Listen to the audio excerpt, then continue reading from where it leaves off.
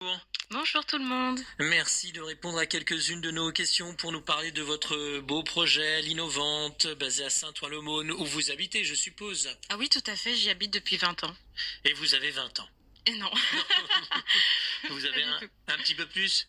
29. Voilà, bon, sans Beaucoup indiscrétion. plus. En tout cas, merci d'être avec nous puisque vous allez recevoir d'ici quelques jours, normalement c'est court en mars, une somme assez importante de 6 000 euros puisque vous vous êtes enregistré, inscrite dans le cadre d'un plan en faveur des jeunes valdoisiens. 10 bourses ont été attribuées donc à des jeunes entrepreneurs engagés puisque vous avez eu l'idée, et cette très bonne idée, de créer donc votre micro-entreprise l'Innovante.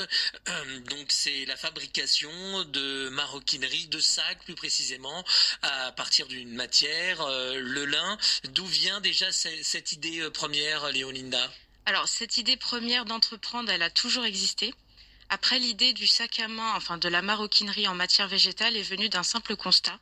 Parce que j'ai fait des études du coup dans la maroquinerie et j'ai constaté qu'on utilisait essentiellement que du cuir. C'est vrai. Et on n'utilisait pas forcément une autre matière que ça. Bon, après, maroquinerie est égale à cuir, hein, c'est ancré Oui, dans les oui. mœurs de tout le monde. Donc l'idée c'était de casser un petit peu les codes et de consommer différemment. C'était d'arrêter d'à chaque fois de se baser que sur une seule matière et plutôt proposer autre chose à nos clients. Donc un sac presque végétal. Exactement, En quelque 100% sorte. végétal. Donc de la solidarité aussi autour de ce projet. Est-ce que vous pouvez nous en dire un petit peu plus, davantage, dans une démarche économique aussi, favoriser plusieurs choses à la fois? Alors, c'est favoriser plusieurs choses à la fois. Donc, premièrement, par rapport du coup aux agriculteurs français, déjà c'est un petit peu redynamiser le secteur de l'agriculture par rapport à tout ce qui est fibre de lin, du coup matière première.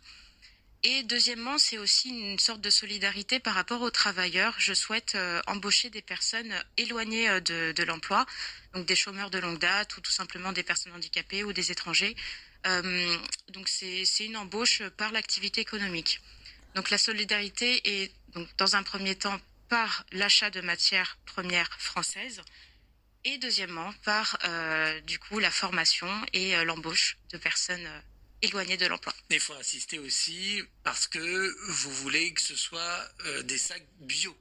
Tout à fait. Il faut aussi le préciser et vous soutenez en tout cas cette démarche-là écologique. Tout à fait. Vous faites attention maintenant aussi de plus en plus, comme nous tous, nous savons que la planète elle est très fragile et nous l'avons fragilisée. Du coup, vous avez aussi cette démarche d'apporter à la fois votre savoir-faire, mais aussi d'être un peu plus écologique.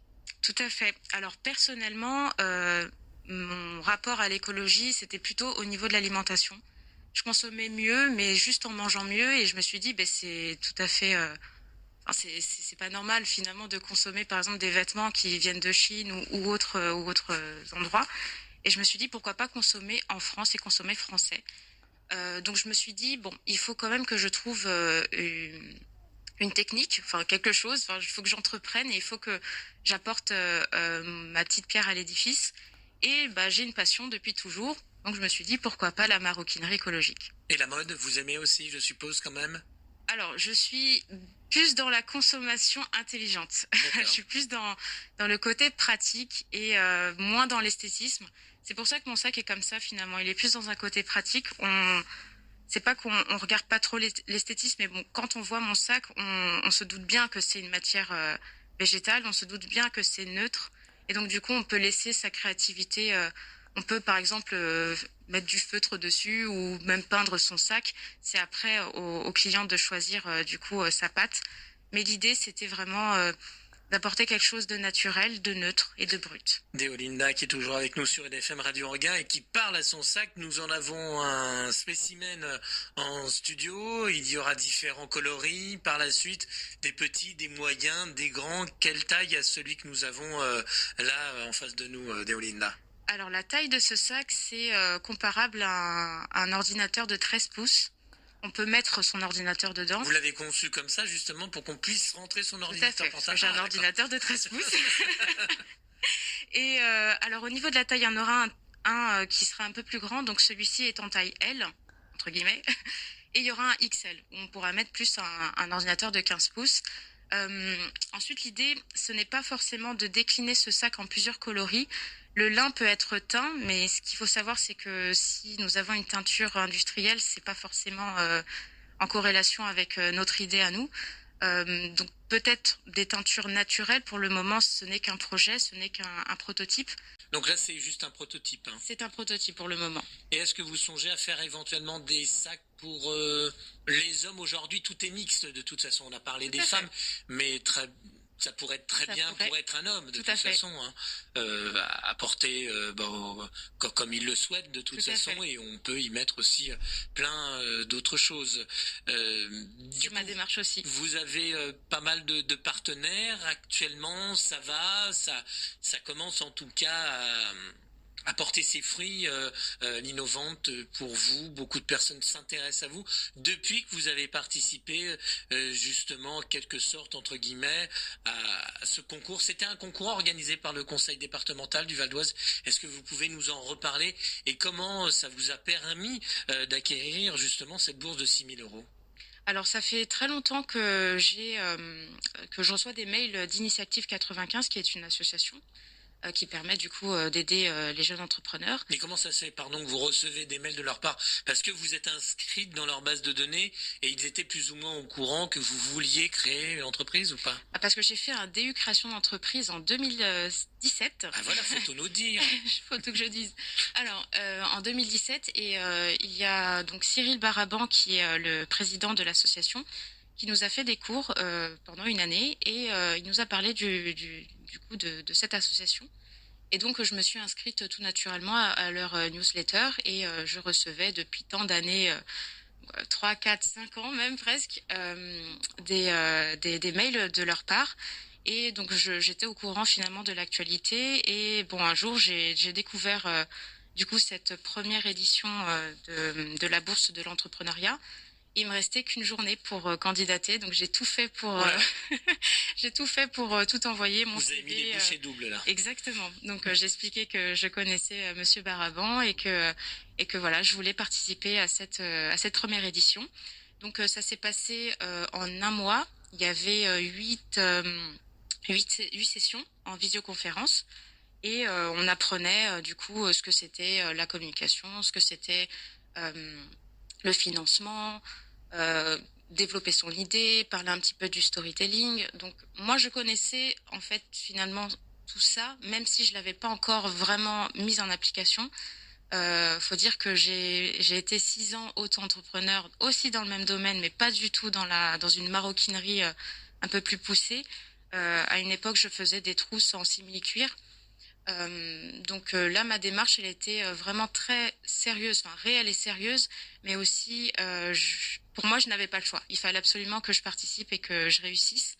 Et je me suis fait aider par une personne qui s'appelle Guillaume Simonet, qui a créé son entreprise, qui m'a donné toute la comment dire, la dimension business. Que je n'ai pas, vu que je suis artiste et je connais pas du tout la création d'une entreprise. Donc c'est grâce à l'action d'Initiative 95, mais aussi grâce à mon entourage et aussi grâce à mon vécu, que j'ai pu du coup mener à bien ce projet. Et quand vous avez appris, comment ça s'est passé le jour où vous avez appris que vous faisiez partie des 10 lauréats? Alors on le sait tout de suite, dès le début, même avant les ateliers, on reçoit un mail. Alors j'étais très contente, je me suis dit que c'est maintenant que ça allait démarrer. Ensuite, donc on était une quinzaine, il me semble, au tout départ. Je ne sais pas exactement le nombre de lauréats, finalement, de personnes qui ont vraiment eu la bourse in fine. Tout ce que je sais, c'est qu'on est en contact avec 5, 6 lauréats actuellement. On se donne des conseils par rapport à l'aboutissement de nos projets. Ensuite, le jour J, le jour où on passe devant le jury, donc on présente un PowerPoint d'à peu près 5-6 pages, où on parle du coup de tout ce qu'on va faire et tout ce qu'on compte faire plutôt dans notre projet. Et c'est à la fin qu'on nous dit merci, et que 2 jours après, on reçoit du coup l'information du montant de la bourse. Donc c'était une superbe expérience et j'en ressors grandi. Eh ben super, merci beaucoup Déolinda d'être passée ce matin sur EDFM Radio Enreguin.